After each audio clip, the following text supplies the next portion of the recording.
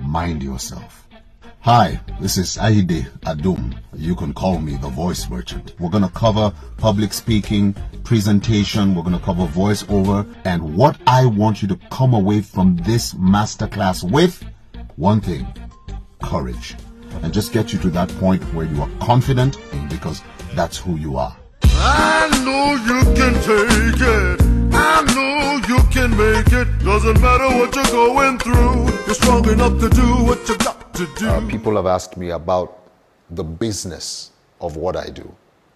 Now, because this masterclass is really just skimming over the surface of things and just at least putting out some tips there to help, I'll just go ahead and skim over what we have here. For whatever you're doing, I strongly believe that it will help you if you build yourself some sort of a workstation.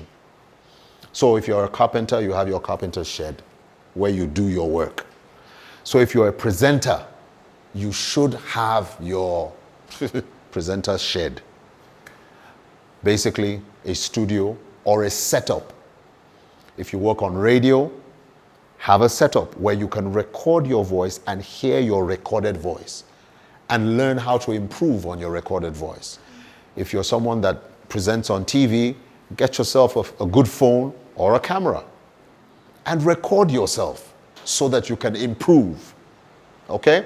I know a lot of presenters and performers, if you like, that don't understand the importance of having a workstation.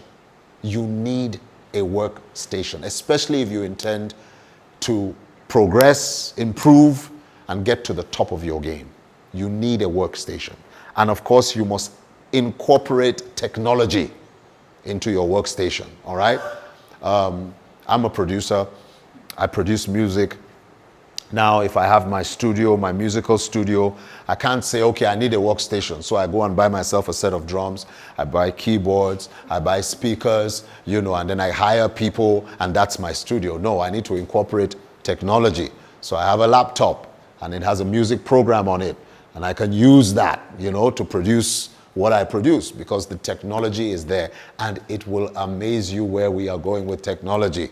I don't think I have to say too much about AI. All right, because I must tell you, it hurts. It hurts when I get maybe on YouTube and you hear some of these ads that say, "Hi, my name is Tom.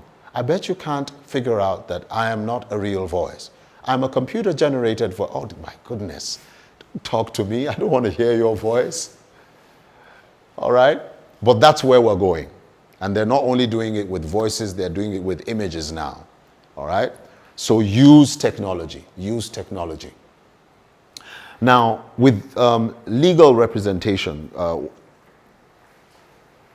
I think it's also important, especially if you choose to make a career out of what you're doing, to have legal representation. That's not, what I mean by that is not just hiring a lawyer. What I mean by that is that you need to have a company, a business name.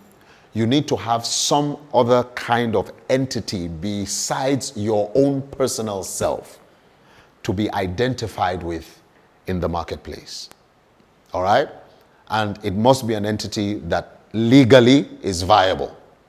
So a company, a business name, people need to be able to locate you, all right, in the marketplace. And the best way to do that is legally. Now, don't for a moment think this is not important because certain opportunities will come your way. And one of the things they might first ask you is, do you have representation? Do you have a company? Can we transact with you on a legal basis? No, I'm just myself. I am who I am. No, we don't want to pay into a private account. We want a corporate account. We want our documents with you to reflect on a legal basis. So it's important. It's something you need to think about, legal representation. And of course, you must think about the industry, the trends in the industry, For instance, in voiceover, I grew up here in the city of Jos. I mean, my early years, I grew up here. By the time I moved to Lagos, I found out that the entire industry was very different from what was obtainable here in Jos. Here in Jos, I was a voiceover artist, quite well known. Most of the radio ads had my voice on them. So I could walk up to any company and say, all right, this is who I am. Can I do some adverts for maybe your program or your product? And they could give me the entire brief. They could say, okay, we want you to do radio jingles. We want you to put it on TV, here, maybe even do the billboards and so on and so forth. But when I got down to Lagos, I realized that the entire industry was very different from what obtained here. For instance, in Lagos, I was introduced to what you call an advertising agency. I had not heard that until I got to Lagos. And I found out, because in Jos, I was a CEO. All by myself, CEO. I go out, get the contract, do the marketing, I do the job, I get paid. It's all me. When I got to Lagos, I found out that I can't walk up to some of the big companies by myself. Why? Because the big company has contracted an ad agency to handle anything that has to do with their media. And there's a budget for it. So they're not interested. No matter how good you are, they're not interested. Go and talk to the agency. So you get to the agency. And at the agency, they tell you, okay, yes, we are the agents for this particular company. You will become one of our suppliers. What? I'm a CEO. I'm not a supplier. I found out that I was making more money as a supplier than I was as a CEO. Yeah. So I also got to find out agents, and these are people that will walk up to you and say, hey, listen, you're doing great, but you need somebody to represent you. Yeah, because sometimes walking into an office, you sit down, you've negotiated a deal, and then they say, okay, let's talk about the money. And if you know how when when somebody threatens you, ask them, she na you be this, abi you remain for house.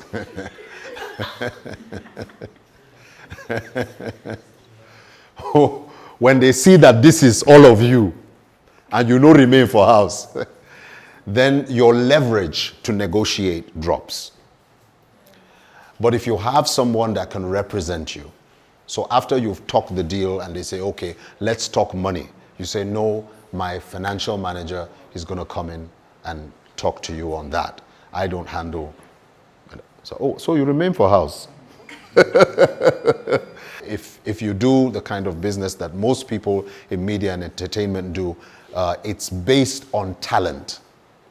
So because of that, the tendency is that when you go into business negotiations and you're negotiating about your talent, it's really difficult to price correctly. It's either you kind of, and I guess that kind of takes us to the next part, it's either you underprice or you overprice. All right? So it's either that, no, I can't be hoodwinked. I've put in these many decades. And then you push the price. You're not conscious of what the industry is. You're not conscious of what this particular opportunity is and what you should do with your price, where you should compromise and where you shouldn't. So you push it through the roof and they feel this is unreasonable. You lose it. Or you feel, so it's just my voice. I mean, it's just, so you underprice it, and you don't get the best out of it. So it's usually better for you to get a manager to help you with that. In a world where you click subscribe, go on, click the button,